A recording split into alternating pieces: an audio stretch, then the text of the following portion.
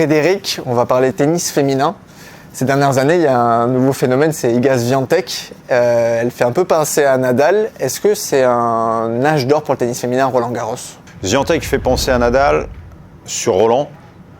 Nadal, on a oublié qu'il a gagné dans sa carrière plus de tournois sur terre battue que là tous ceux qui sont encore en ce moment en train de jouer. Donc c'est pas pareil. C'était l'ogre de l'ocre, elle l'est pas encore Swiatek, surtout en ce moment où en fait Roland Garros 2024 c'est le dernier titre qu'elle a gagné.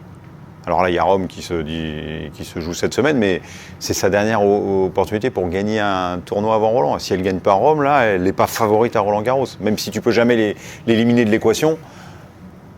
Là, il y a une vraie question qui se pose sur Swiatek. En plus, elle perd contre Gauff en demi, ça va, mais elle pleure. Donc c'est que ça va pas bien dans sa tête. Donc Swiatek, Nadal, elle est pas prêt, elle n'a pas la statue encore, et elle va pas arriver à Roland dans la peau de Rafa à chaque fois qu'il vient à Roland. Même blessé, on se disait, et d'ailleurs il a gagné parfois sur une patte, on se disait quand même c'est lui le grand favori. Et puis il faut être. Je ne crois pas qu'aujourd'hui, elle ait le même ascendant sur ses adversaires quand elle rentre sur le court que Rafa quand il rentrait. Justement parce que comme elle perd, elle fait demi ou quart, tout va bien, mais comme elle ne termine pas 2 semaines sans avoir perdu, et même si elle met des lattes un petit peu à tout le monde, jusqu'au moment où elle sort de route, et c'est elle qui prend une latte, en l'occurrence, contre Coco Gauff, je crois que les joueuses rentrent sur le court en se disant peut-être qu'aujourd'hui c'est possible. Regarde Eala, qui a quand même un set et un break d'avance à 2 reprises dans la deuxième manche sur la terre de Madrid contre Swiatek, alors qu'elle est toute jeune Eala, hein, même si elle l'avait battue sur le printemps américain. Donc ça joue aussi. Je pense vraiment que les joueuses rentrent sur le court en se disant c'est jouable peut-être, même si elles peuvent rapidement se rendre compte que c'est pas jouable, c'est pas la même attitude. Donc ça c'est pour la partie Swiatek. Après l'âge d'or du tennis féminin. Alors je ne sais pas si c'est l'âge d'or, moi j'adore Sabalenka, donc je trouve qu'elle fait un bien magnifique au tennis, parce qu'elle gagne, parce qu'elle vit, parce qu'elle a l'air heureuse sur le court. Ça c'est quand même quelque chose qui est très très important dans le tennis féminin. On a une Coco Gauff qui a longtemps attendu, mais qui a enfin gagné son titre du Grand Chelem à New York, et qui là se retrouve en finale à Madrid sur terre, donc je trouve ça très très bien. Mira Andreeva qui arrive avec une défense de dingue et une fraîcheur sur le court aussi qui fait plaisir à voir. Il y a peut-être une génération qui est en train de vieillir un petit peu. Les Sakkari, ces joueuses-là, Svitolina, même si elle s'accroche. Mais ce que j'aime beaucoup, moi, c'est que tu arrives sur un tournoi du Grand Chelem et tu te dis pas on a un favori. Il y avait encore, on va parler de 2024 chez les gars, parce que depuis l'accident Sinner, mais 2024, tu rentrais sur le tournoi, c'était Sinner ou Alcaraz, les grands favoris. Alors tu te dis, tiens, Djokovic, il en est où ? Et d'ailleurs, c'est Sinner et Alcaraz qui se sont partagés les trucs.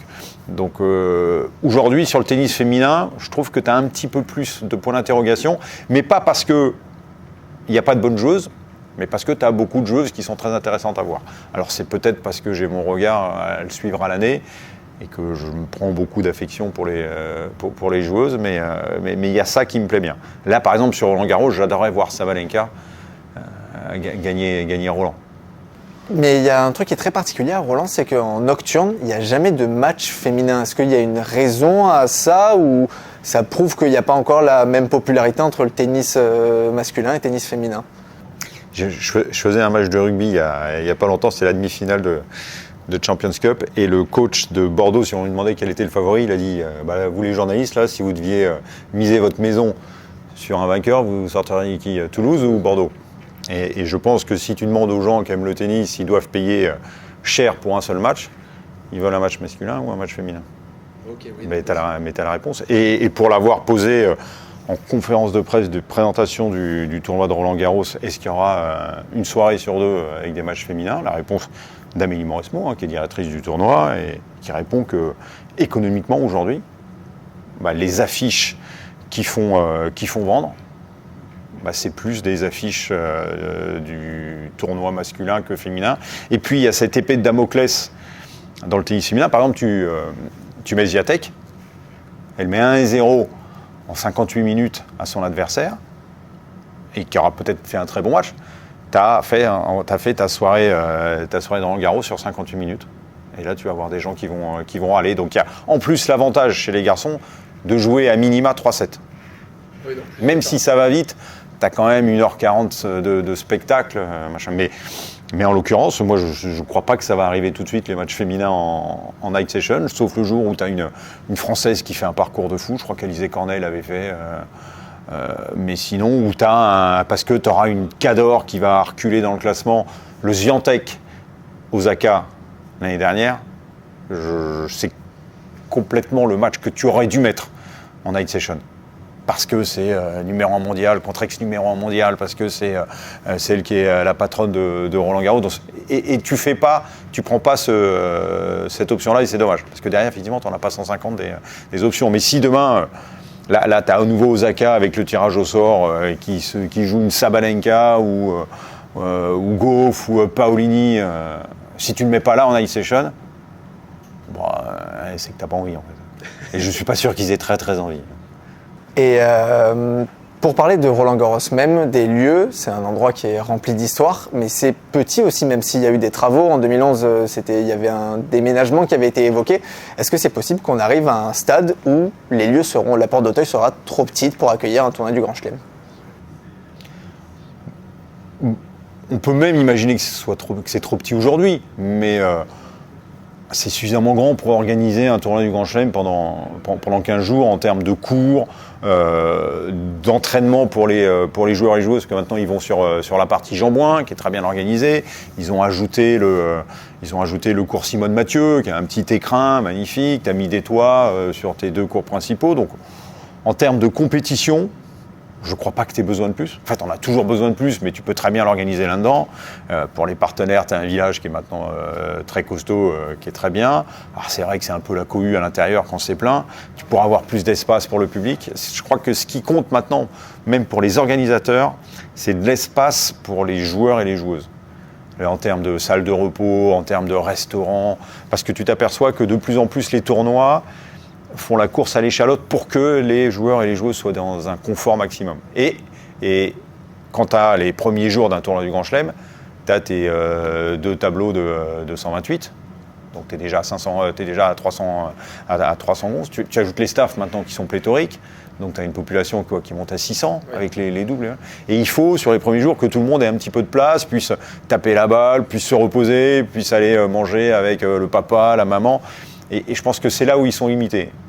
Mais je pense que c'est là aussi où tu peux faire les choses plus simplement. Tu n'as pas de cours à construire, tu vas trouver, je prends des endroits pour faire des hospitalités. Qui te dit que demain, le Molitor, là, l'hôtel Molitor, il ne soit pas privatisé par le tournoi pendant 15 jours. Monaco a fait ça.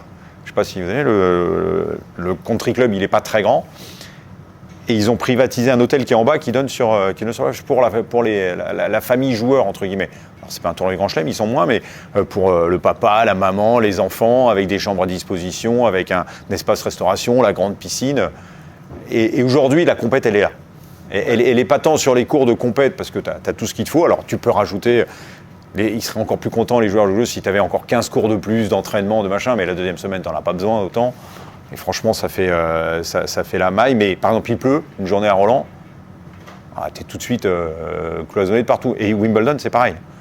Donc Wimbledon est plus grand en surface, mais quand il pleut, et ça arrive, la première semaine, c'est la cohue dans toutes les zones. Donc je crois que c'est là où tous les tournois ont envie de s'agrandir, et ce sera un plus. Et peut-être qu'ils y ont pensé à Molitor, je ne sais pas moi. Mais est-ce que ça fait partie du charme de Roland aussi, qu'il y ait cette cohue et que quand on y aille, surtout la première semaine, ce soit blindé par définition? Ouais, et puis tu sais quoi, je crois que même si tu mettais des cours de 3000 places, tous les cours étaient à 3000 places, tu aurais quand même la cohue et dans les allées. Donc, alors, c'est pas agréable de circuler dans les allées quand c'est plein à craquer, mais oui, mais c'est pareil. Alors New York c'est différent parce que c'est gigantesque, et puis tu as la culture des anglo-saxons qui est de faire la queue, qu'on n'a pas en France. Donc en France tu fais une queue, tu regardes, tiens il y a un match qui est passé, tu te retournes, il y a 4 mecs qui sont passés devant, plus un mec qui est passé par-dessus, donc ça c'est plus gênant, mais maintenant avec tout ce qu'ils ont fait, la place des Mousquetaires qui est plus grande, moi je l'aime bien ce Roland. Je trouve en plus qu'ils ont fait un central, le Châtrier, il est joli comme tout, quoi. Alors je parle pas d'éloge, c'est pas mon souci, mais le Châtrier, c'est un très très joli cours. Il y a quand même une identité qui est propre à Roland. Tu vois, tous les tournois du Grand Chelem ont leur identité. Wim, c'est la tradition, c'est le gazon, c'est les gens blancs, c'est les mecs qui sont habillés en costard-cravate et qui se mettent minables sur la butte là-bas. Mais dans une ambiance magnifique, à boire leur pims, à applaudir. Roland Garros, c'est un peu le beans, tu vois, c'est le côté latin, mais il y a cette couleur ocre qui est partout, il y a ce magnifique cours central, t'as la statue de Rafa, Melbourne, c'est en Europe, il fait froid, tu vas là-bas, c'est l'été, tout le monde en Bermuda, c'est les Australiens, hey mate, comment ça va, tu prends ta bière, et puis New York, c'est le bruit, la fureur, c'est quand tu regardes au loin, tu vois la skyline de Manhattan avec le soleil qui se couche, t'as les snipers sur le toit à l'US Open, parce que c'est leur sécurité qui est comme ça, mais t'as vraiment... T'as le Arthurage qui fait donc, je sais plus combien, 24 000, je crois, qui est le plus grand cours du monde. Et tout en haut, t'as les positions commentateurs, donc il te faut les jumelles. Et au-dessus, sur le toit, t'as des gars allongés, et tu les vois descendre le même hauteur que toi. Ils ont le fusil comme ça, américain. T'as l'hymne, les avions qui passent.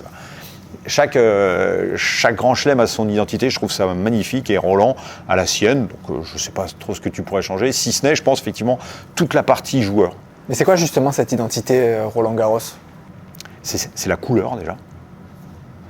Alors oui, mais c'est le vert, mais tous les autres tournois, quasiment toute l'année, c'est cette couleur ciment. Là, tu as le ocre, c'est les chapeaux de paille, c'est le côté vie parisienne, en fait. Tu as toujours ces plans où tu vois, ces plans hauteur où tu vois la Tour Eiffel, le machin, t'es au cœur de Paris, quoi. Melbourne, c'est pas la capitale de l'Australie. New York, c'est pas la capitale, c'est gigantesque, mais l'US Open, t'es à 3/4 d'heure de navette. Alors tu vois au loin la skyline, mais tu y es pas, quoi, la skyline. Et Wimbledon, t'es dans le Neuilly de Londres, au sud de Londres, et tu vois pas le stade, quoi, quasiment. Tu es dans les petites rues, Vanessa elle l'a fait, t'arrives dans les petites rues, d'un coup, pom, tu tombes sur le stade, quoi, tu comprends pas, quoi. Alors que Roland Garros, c'est majestueux, puis t'es au milieu du Parc des Princes, de tout ça, et c'est le côté Paris. Paris avec le bordel de Paris, hein. T'as une night session qui se termine à 1h du mat, tu peux pas rentrer dans Paris. Ça, c'est nous, ça, c'est le bordel, ça, c'est pas bien, c'est vraiment pas bien. Mais à côté de ça, t'as ce charme d'être à Paris, qui nous parle peut-être moins quand tu vis à Paris en banlieue, parce que tu te tapes les bouchons pour aller à Roland quand même, si tu veux, mais pour tous ceux qui viennent, t'as Roland Garros qui est dans Paris. Et tu peux pas... et puis t'as ce tennis qui est particulier, quoi. Le tennis sur gazon, maintenant, ressemble beaucoup au tennis sur dur. La terre battue, c'est le lift, c'est les chaussettes crottées, c'est la sueur, c'est les longs matchs, c'est Rafa. Puis c'est Rafa, quoi. Tu vois, c'est la terre de Rafa, quoi. Tu peux pas le dire autrement sur n'importe quel temps. À la limite, tu sais quoi, je crois que c'est beaucoup plus, mais il a gagné quasiment 2 fois plus. Mais Wim, t'as pas l'impression que t'arrives chez Roger. Pourtant, t'es seul à 8 titres, tu vois, mais la preuve, tu vois, il y a une anecdote, je pense qu'elle serait jamais arrivée à Roland Garros, c'est Federer qui arrive retraité. Quand tu gagnes Wimbledon, tu es membre de Wimbledon. Et tu ne peux jouer que quand tu es membre à Wimbledon, hors tournoi. Et il arrive parce qu'il allait manger, et tu vois, il rentre pour rentrer à Wimbledon. Et là, le vigile lui fait vous avez votre carte. Et il l'avait pas, évidemment. Il ne se trimballe pas avec sa carte de membre de Wimbledon. Et il dit non, mais je suis joueur, j'ai gagné le tournoi et tout. Maintenant, il faut la carte et tout. Allez voir là-bas, du coup. Il fait le tour derrière. André dit vous avez la carte. Et les gars ne le reconnaissaient pas, quoi. Et lui se sentait pas de faire un scandale en disant mais laissez-moi gagner, laissez-moi rentrer, je suis chez moi, quoi. Et finalement, il y a un gars qui est passé, qui l'a reconnu, il dit oh là, non, laissez-le rentrer, c'est Federer. Je pense que si Rafa arrive n'importe quel jour devant les grilles de Roland... Oui, il les ouvre. Ouais, mais... Il a été tellement simple, tellement accessible, et tous ces gars-là, et puis c'est Rafa, quoi. Donc Roland, c'est aussi chez Rafa. Ça va te faire bizarre de pas du tout le voir cette année ? Non, parce que et c'était la même chose pour Federer. En fait, le jour où il a pris sa retraite, ça faisait 1 an, 2 ans qu'on le voyait plus trop, Roger, tu vois. Et Federer, pardon. Et Nadal, alors il n'était pas descendu aussi bas, mais il jouait plus très bien. Pour l'avoir commenté sur la rencontre de Coupe Davis où l'Espagne se fait sortir. Il se fait sortir, je crois, par Griekspoor ou l'autre néerlandais, je ne sais plus lequel, mais... Ouais,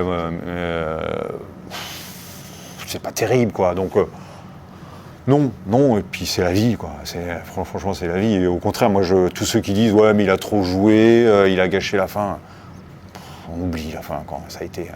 Non, ça va pas me faire drôle de pas le voir. Je serais très ému de le voir. Je sais pas ce que Roland Garros prépare pour lui. Il va falloir être à la hauteur. Parce que là, si tu lui donnes un cadre avec un petit bout de terre battue, ça va être compliqué. Mais non, c'est là où tu as envie de le voir. Et puis ce sera très agréable de le voir dans les allées. J'espère qu'il va pas. Federer avait dit je vais pas ghoster le tennis comme l'avait fait Pete Sampras. Et alors il l'a pas ghosté, mais on le voit pas beaucoup. Et j'espère qu'il va pas faire pareil. Enfin.